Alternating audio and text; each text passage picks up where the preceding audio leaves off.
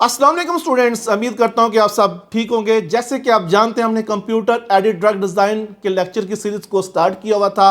आज उसका step number 4 यानी कि ड्रग की कैरेक्टराइजेशन, और इसके लिए जो सबसे बेहतरीन एनालिसिस है वो है एडमिट एनालिसिस, यानी कि absorption, distribution, metabolism, excretion and toxicity analysis. और इसके लिए जो टूल यूज होता है उसका नाम है स्विस एडमी। जी स्टूडेंट्स, हमने ड्रग डिज़ाइनिंग के लेक्चर को स्टार्ट किया हुआ था और आज उसका स्टेप नंबर 4 यानी कि pre clinical testing of drug या ड्रग की कैरेक्टराइजेशन। तो ये है टूल जिसका नाम है स्विस एडमी, ये उसका होम पेज है। तो सबसे पहले तो हम डिस्कस करते हैं इसके ऊपर जो लिखी हुई जो है डिस्क्रिप्शन है उसको, कि जो स्विस एडमी है किस तरीके से हमें रिजल्ट देगा ड्रग के। तो हर रिजल्ट के लिए यहाँ पे उसके जो आर्टिकल के रेफरेंस वो यहाँ पे मेंशन किए हुए हैं। नीचे आज अगर हम इसकी बॉक्सेस की बात करें तो यहाँ पे देखिए 2 इसके जो है इनपुट के जो है बॉक्सेस अवेलेबल हैं। तो हम सिंपल वे में जो हमने ऑलरेडी ड्रग सेव की हुई थी अपनी AC2 रिसेप्टर के लिए, उसको यहाँ से ओपन करेंगे। Just click on import, then choose file. यहाँ पे ड्रग 1 के नाम से ये अवेलेबल है। तो ये वो ड्रग जो है उसका स्ट्रक्चर उसने यहाँ पे दे दिया है। इन एरो को क्लिक करने से हमारे पास क्या आ जाएगी, ये इसकी स्माइलीज आ जाएंगी। जैसे हमारे पास ये स्माइलीज आ जाएंगी तो हमारे पास नीचे एक ऑप्शन आ जाएगा रन का, ठीक है। तो हम क्लिक करेंगे रन को। तो जैसे हम क्लिक करेंगे रन को तो it's hardly take 1 or 2 minutes. सबसे पहले हमारे पास जो है जो चीज़ आएगी वो है शो बॉइल्ड एग। आप इसको क्लिक करें। जैसे हम इसको क्लिक करेंगे तो हमारे पास देखिए एग की फॉर्मेशन आ चुकी है। ये बहुत इंपॉर्टेंट है इसको रीड करना, इसको समझना, ताकि हमें ये आइडिया हो जाए कि हमारी जो ड्रग है एक्चुअली कहाँ पे लाई करती है। तो बड़े सिंपल से पैरामीटर इसके हैं। तो अगर आप लेजर्स पे चलेंगे तो वहाँ पे लिखा हुआ triple B stand for blood brain barrier. उसके बाद नीचे लिखा हुआ है HIA। जो हमारे पास आएगा HI, इसका मतलब होगा absorption by gastro intestinal tract.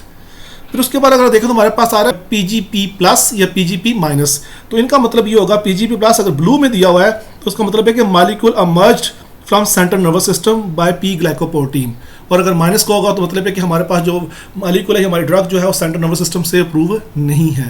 लेकिन आप यहाँ पे देखें जो हमारी ड्रग है वो कहाँ पे डॉट उसका आ रहा है। तो फर्स्ट ऑफ ऑल कि हमारी जो ड्रग है रेड कलर वाला डॉट है, रेड कलर का डॉट यहाँ पे आ रहा है ड्रग ACE2 के नाम से। ये देखिए हमारी ड्रग का स्ट्रक्चर भी आ जाएगा। अब इससे हमें क्या पता चलेगा कि हमारी ड्रग क्या है, कहाँ पे है।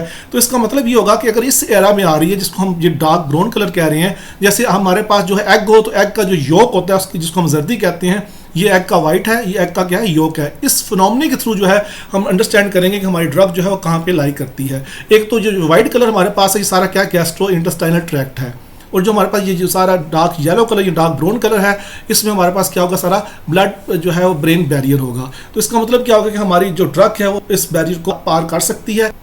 अब नीचे आ जाते हैं हमारे पास, और इसमें सबसे पहली जो चीज़ हमारे पास बायो अवेलेबिलिटी का एक रडार आएगा लाइक दैट। इसमें आप देखें तो हमारे पास जो पिंक एरिया है, इसका पिंक एरिया देखें तो पिंक एरिया जो है ये हमारे पास जो है ऑप्टिमल रेंजेस हैं। इनके जो डिफरेंट पैरामीटर्स उनको डिस्कस करते हैं। जैसे स्टॉप लिखा हुआ है LIPO, lipo stand for lipophilicity. और उसके बाद अगर हम बात करें नीचे हमारे पास आ रहा है साइज का मतलब मॉलिक्यूलर वेट एंड साइज हमारी ड्रग का। फिर उसके बाद हमारे पास आ रहा है पोलर का मतलब पोलैरिटी, इनसल्यूक का मतलब होगा जो है इनसॉल्युबिलिटी, फिर हमारे पास इनसैचुरेशन, फिर हमारे पास फ्लेक्सिबिलिटी। तो ये 6 के 6 पैरामीटर जो हैं अगर पिंक कलर में आते हैं, ये लाइट पिंक कलर हमारे पास है, ये देखिए उनके तमाम डार्ट्स यहाँ पे आ रहे हैं जो कि टारगेट के बहुत नज़दीक है, यानी कि ऑप्टिमल रेंज से भी टारगेट के पास हैं। तो इस वजह से हम कहेंगे हमारी ड्रग जो है ये एक ऑप्टिमाइज्ड ड्रग है। नीचे आए तो हमारे पास रिजल्ट होगा फिजियोकेमिकल प्रॉपर्टीज का। तो फिजियोकेमिकल प्रॉपर्टीज में हमें जो है ड्रग का फार्मूला मिलेगा, फिर उसका मॉलिक्यूलर वेट आएगा ग्राम पर मोल में, फिर नंबर ऑफ हैवी एटम्स आएंगे 15 जैसे लिखा हुआ है, number of aromatic heavy atoms आएंगे 6 है, फिर fraction CSP3 mean to say that कि जो हमारे पास हाइब्रिडाइजेशंस है, जो जिसमें हम कहते हैं हमारे पास जो है CSP3 का ऑर्बिटल जो है उसमें क्या उसकी वैल्यू आ रही है। फिर नंबर ऑफ रोटेटेबल बैंड्स हैं। नंबर ऑफ रोटेटेबल बैंड्स का मतलब है कि हमारे पास जो सिंगल बैंड है उसमें मोर देन 9 बैंड जो है रोटेट नहीं करते, तो यहाँ पे 4 आ रहे हैं, वो भी आइडियल है। नंबर ऑफ हाइड्रोजन एक्सेप्टर आ गया, नंबर ऑफ हाइड्रोजन डोनर 1 आ गया। उसके बाद हमारे पास आ जाएगा मोलर रिफ्रैक्टिविटी। अब मोलर रिफ्रैक्टिविटी जो है वो उसकी वैल्यू 68.18 हमारे पास आ रही है। फिर लास्ट में देखें तो हमारे पास आ रहा है TPSA। अगर आपको कोई भी वैल्यू उसकी देखनी, उसकी रेंजेस देखनी है तो जस्ट इस क्वेश्चन मार्क्स के ऊपर अपना कर्सर रखें। तो ये हमारे पास TPSA का मतलब है टोपोलॉजिकल पोलर सरफेस एरिया, जो कि इन तमाम पैरामीटर को यूज करने के बाद है, जो कि 37.37 है, जो एक आइडियल रेंज के अंदर है। उसके बाद अगर हम थर्ड पैरामीटर की बात करें तो वो है हमारे पास लिपोफिलिसिटी। लिपोफिलिसिटी में देखें तो हमारे पास जो है डिफरेंट किस्म के जो है लॉगरिथम यूज हुए हैं on the base of stat, जिसमें हमारे पास log p की वैल्यू की फॉर्म में ये जो है ये सारी की सारी उसकी आगे उसके नंबर्स लिखे हुए हैं। आप इसमें सबसे आखिर पे देखिए लिखा हुआ है कंसेंसस log p, तो हमारे लिए सबसे इंपॉर्टेंट रिजल्ट कौन सा होगा, कंसेंसस वाला। अब इसकी रेंज क्या है जिससे आपको आइडिया हो कि हमारे पास जो है आइडियल ड्रग क्या होगी। तो इसकी रेंज जो है नॉर्मली जो 3 से लेकर 4.5 है, तो हमारी जो ड्रग है वो 3 के अंदर 3 से लेकर 4.5 के अंदर आ रही है, इसका मतलब लिपोफिलिसिटी जो है वो भी ठीक है। आगे हम मूव करते हैं तो हमारे पास आ जाएगा वाटर सॉल्युबिलिटी। इसमें 3 मेथड डिस्कस किए गए हैं। नंबर 1 क्या है, ई सॉल्युबिलिटी का मतलब है एस्टिमेटेड सॉल्युबिलिटी। नंबर 2 मेथड कौन सा है, लॉग एस क्या, solubility by Ali et al, यानी कि एक आर्टिकल अली एट ऑल का था, उसकी बेस पे सॉल्युबिलिटी कैसे निकाली जा सकती ड्रग की। तो अगर हम थर्ड नंबर पे देखें तो हमारे पास आएगा solubility filter by IT program. तो यूँ हमारे पास 3 जो है वो डिफरेंट मेथड्स हैं जिनकी बेस पे हम देखते हैं कि हमारी ड्रग की वाटर के साथ सॉल्युबिलिटी क्या है। तो उसमें उसके हिसाब से पहले सॉल्युबिलिटी का स्कोर दिया होगा, जैसे -3.36 है।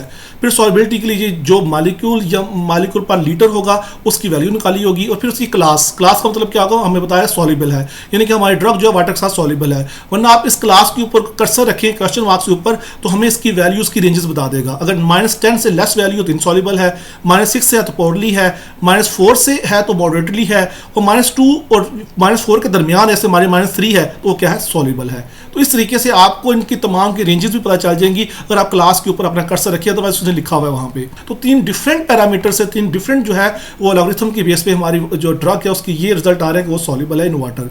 और अब हमारे पास जो है बहुत इंपॉर्टेंट रिजल्ट है जिसको हम कहते हैं फार्माकोकाइनेटिक्स का, यानी कि हमारी बॉडी क्या रिस्पॉन्स करती है उस ड्रग को, और इसका अपोजिट टर्म क्या होती है, फार्माकोडायनामिक्स, यानी कि ड्रग कैसे इफेक्ट करती है हमारी बॉडी को। लेकिन यहाँ पे क्या फार्माकोकाइनेटिक्स है, यानी कि हमारी बॉडी कैसे बिहेव करेगी उस ड्रग के लिए। तो बॉडी में सबसे इंपॉर्टेंट चीज़ क्या है, जीआई अब्जॉर्प्शन, यानी कि गैस्ट्रो इंटेस्टाइनल ट्रैक्ट जो है उसको ऑब्जॉर्व करता है, वेरी हाई उसकी आ रही है, यानी कि ऑब्जॉर्व करता है उसको। फिर हमारे पास है ब्लड ब्रेन बैरियर, जो कि ऊपर हमने जो है वाइल्ड एग वाली एग्जांपल में देखा था, तो उसमें भी हमारे पास जो है वो यस इसलिए यहाँ पे लिखा क्योंकि वो बीबी का जो रीजन था उसके अंदर ये हमारी ड्रग आ रही थी।